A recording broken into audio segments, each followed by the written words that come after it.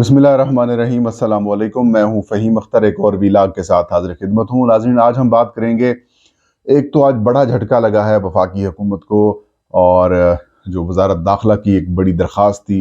ज़िमनी इंतखाबात से भागने की हुकूमत की, इलेक्शन कमीशन ऑफ पाकिस्तान ने गैर मुतवक्के तौर पर उस दरख्वास्त को न सिर्फ मुस्तरद किया है बल्कि जो इंतखाबात हैं वो शेड्यूल के मुताबिक करने का ऐलान किया है। इसकी तफसीलात आपके साथ शेयर करेंगे। और इसके अलावा वज़ीर दाखिला पंजाब कर्नल रिटायर्ड हाशिम डोगर, इन्होंने अपने ओहदे से इस्तीफ़ा दे दिया है। इसके ऊपर गरीदा फारूकी साहबा ने ट्वीट की है और कुछ अनकन्फर्म्ड और गलत इतला उन्होंने फराहम की है, और ये कहा है कि इमरान खान ने वज़ारत दाखिला पंजाब को या फिर पंजाब की हुकूमत को ये कहा था कि हसास इदारों के ख़िलाफ़ आपने जो है वो बयानिया बनाना है या कुछ इस तरीके से इक़दामात करने हैं, जिसके ऊपर उन्होंने इस्तीफ़ा दे दिया है। असल में आपको बताएंगे कि उन्होंने इस्तीफ़ा क्यों दिया है और कौन सी अहम वजूहात थीं, या 3 ऐसी बड़ी वजूहात थीं जिसकी वजह से कर्नल हाशिम डोगर जो हैं वो मुस्ताफ़ी हुए हैं। आगाज़ करते हैं वफाकी हुकूमत को लगने वाले ज़ोरदार झटके की। नाज़रीन, PTI के अरकान के इस्तीफ़े, जो 11 नाम सेलेक्ट किए थे वफाकी हुकूमत ने, या फिर यूं कहें कि स्पीकर कौमी असम्बली राजा परवेज़ अशरफ ने,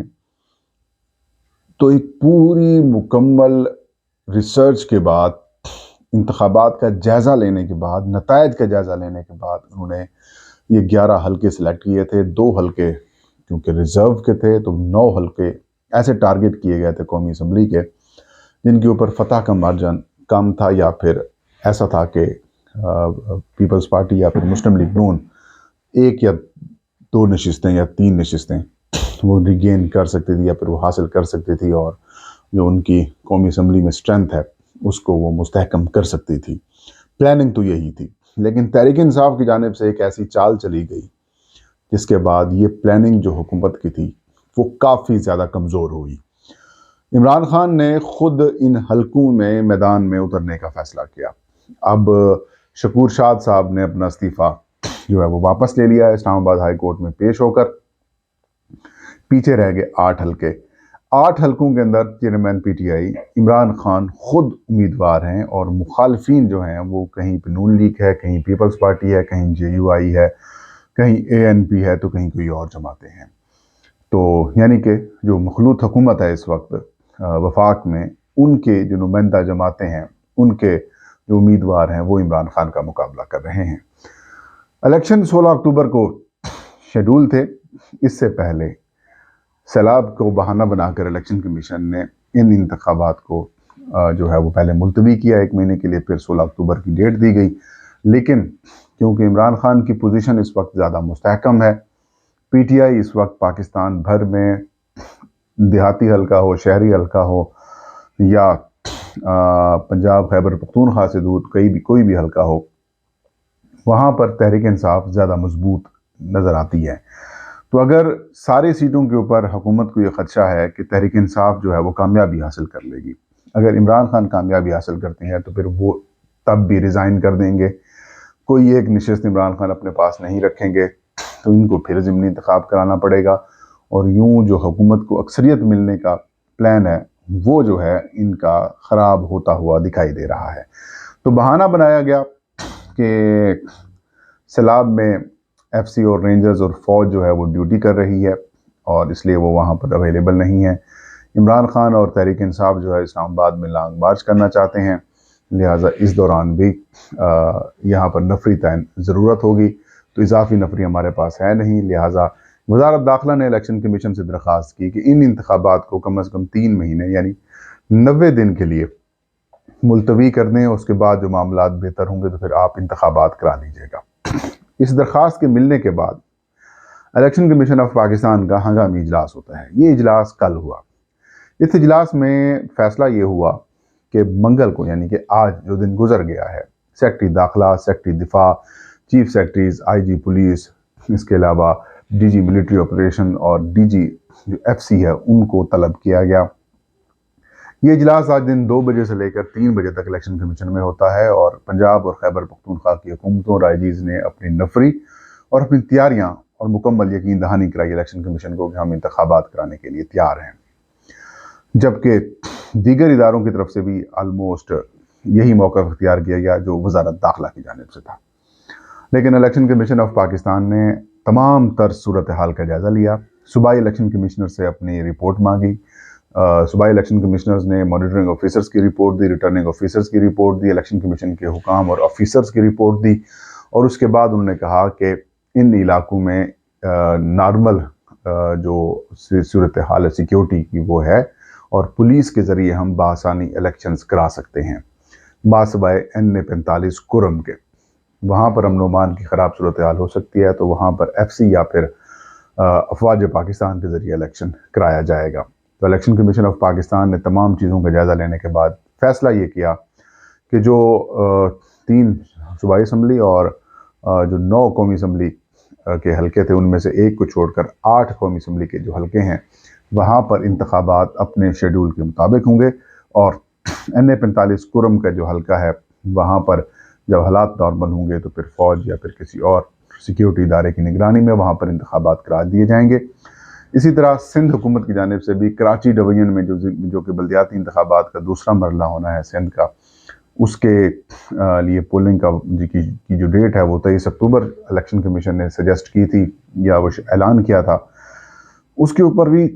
سندھ حکومت نے یہ کہا کہ اس کو ملتوی کریں۔ تو الیکشن کمیشن آف پاکستان نے اس درخواست کو بھی مسترد کر دیا اور یہ کہا کہ 23 اکتوبر کو ہی الیکشن ہوں گے۔ یہ بڑی ٹینٹ ہے، بڑا دھچکا ہے وفاقی حکومت کے لیے۔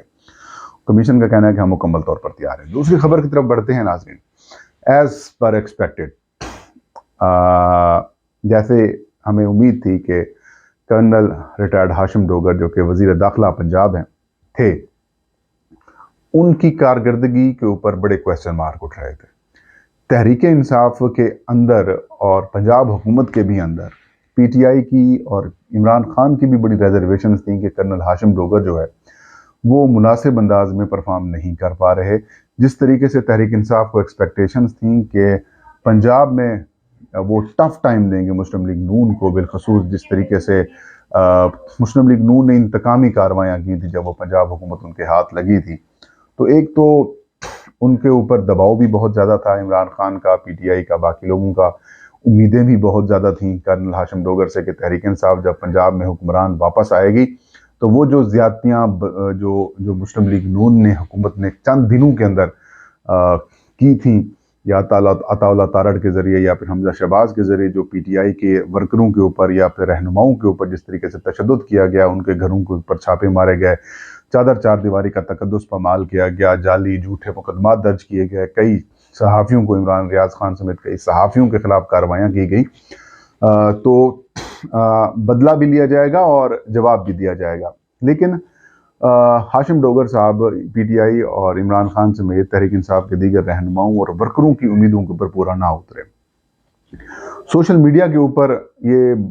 عجیب و غریب قسم کی ٹویٹس کیا کرتے تھے، اور جس کی وجہ سے تحریک انصاف کے ورکرز جو ہیں وہ ان کے خلاف ہوتے جا رہے تھے، اور کئی ایسی اطلاعات بھی سامنے آئیں جن میں کرنل ہاشم ڈوگر صاحب جو ہیں وہ PTI کے ہی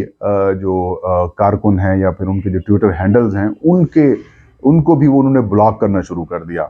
عمران خان صاحب کے پاس ان کی بڑی شکایات موصول ہوئیں، بالخصوص لانگ مارچ ہو یا پھر پنجاب میں جیسے شہباز گل کے اوپر تشدد ہوا، وہ بر وقت رپورٹ نہ کرنا، پھر ان کو ہسپتال شفٹ نہ کرنا، بڑے معاملات سامنے آئے جس کے اندر ان کی کمزوری کوتاہی جو ہے وہ کھل کر سامنے آئی۔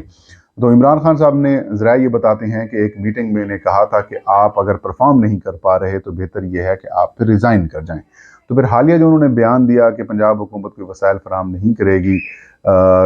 تو لانگ مارچ کے لیے یا پھر عمران خان کی موومنٹ کے لیے، تو اس کے بعد کافی زیادہ دباؤ ان کے اوپر بڑھ گیا تھا۔ تو پھر آج یہی وجہ ہے کہ انہوں نے استعفیٰ اپنا جو ہے وہ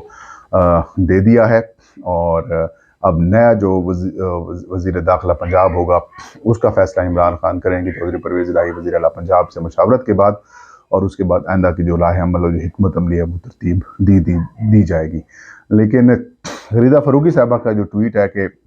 عمران خان نے ان کو یہ ہدایات کی تھیں کہ اداروں کے خلاف کارروائی کریں یا پھر کچھ اس طریقے سے معاملات کریں، تو یہ بالکل غلط ہے۔ تحریک انصاف کے انٹرنل ان کے اوپر پریشر تھا، ایکسپیکٹیشنز کے اوپر یہ پورا نہیں اتر پا رہے تھے، اور ویسے بھی ان کی جو کارکردگی ہے اس کے اوپر بڑے کوسچن مارک تھے۔ ویسے میں جو بندہ چلا جاتا ہے کسی عہدے سے اس کے اوپر یا ان کے خلاف بات نہیں کرتا، لیکن ان سے متعلق پی ٹی آئی کے اندر کافی زیادہ ریزرویشنز تھیں، اور عمران خان بھی ان کی کارکردگی سے مطمئن نہیں تھے۔ ناظرین، یہ تھی آج کی ویڈیو، مجھے اجازت دیجیے، اللہ ہم سب کا حامی ناصر ہو۔